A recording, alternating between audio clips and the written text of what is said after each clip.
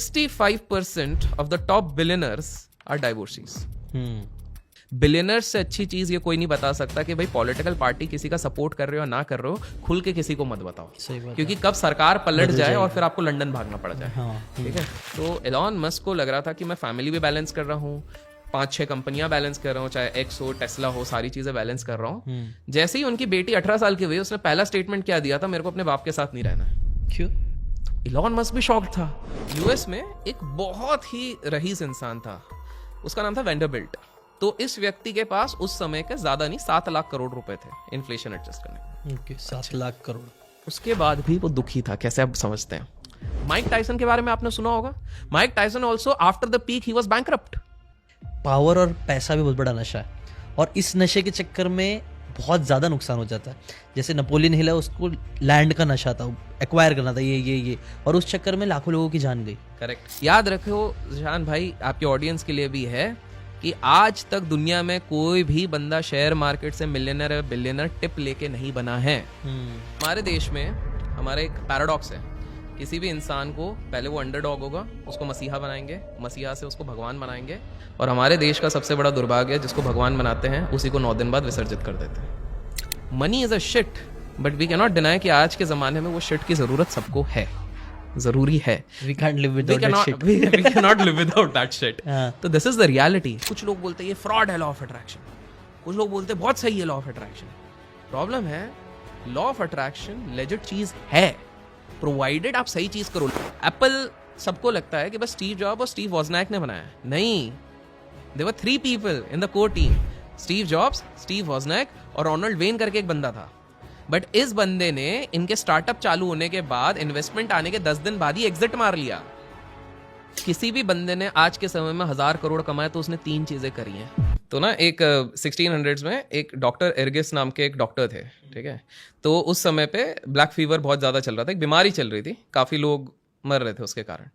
तो इन्होंने ना पब्लिकली आके सबको कहा, सारे डॉक्टर्स को कहा, ये कहा कि मैं भैया इसका सोल्यूशन दे दूंगा. तो लोग हंसने लग गए, बोले बताओ क्या सोल्यूशन है. तो उसने एक सोल्यूशन दिया. उसके जीवन काल में 40 साल तक उसको सब हंसते रहे. इनफैक्ट उसको असाइलम में डाल दिया, पागल खाने में डाल दिया. लास्ट में वो बंदा मर भी गया. ठीक है. उसके 100 साल बाद कोई एक अचानक से दूसरा डॉक्टर उठा, उसने सेम सोल्यूशन को फाइनली एक्सेप्ट करा. बोले देखते हैं भैया, वो डॉक्टर एर्गिस करके कोई एक जमाने में था, उसको इस्तेमाल करके देखते क्या होता है. स्ट्रेंजली उस सोल्यूशन को लगाया और ये बीमारी का निचोड़ मिल गया. सोल्यूशन कितना सिंपल सा था पता है क्या है? एक्चुअली क्या हो रहा था कि उस समय पे डॉक्टर्स की कमी रहती थी. तो डॉक्टर्स की कमी होने के चक्कर में क्या रहता था कि जो सुबह सुबह डिलीवरी कर रहे हैं बेबीज की, वही शाम को जाके जो मृत्यु वाली चीज़ें होती हैं, जो मॉर्ग रहता है, वहाँ पर वो काम करते थे. वो ना हाथ नहीं धोते थे ढंग से, मतलब they were just using normal water. तो उसके चक्कर में क्या होता था, इन्फेक्शन उनके हाथ में रहता था. तो नेक्स्ट डे जब वो विमेन की डिलीवरी करने जाते थे तो बच्चा होने से पहले बच्चा भी मर जाता था और विमेन भी मर जाती थी.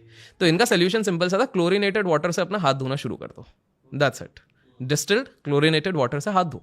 तब लोग इसको मजाक समझते थे, बाद में उसको एक्सेप्ट किया. So taking to your point, मैं शायद कुछ बातें डंके की चोट पे सच्चाई वाली ऐसी चीजें कह लेता हूँ जो पहली बार लोगों को शौक लगता है.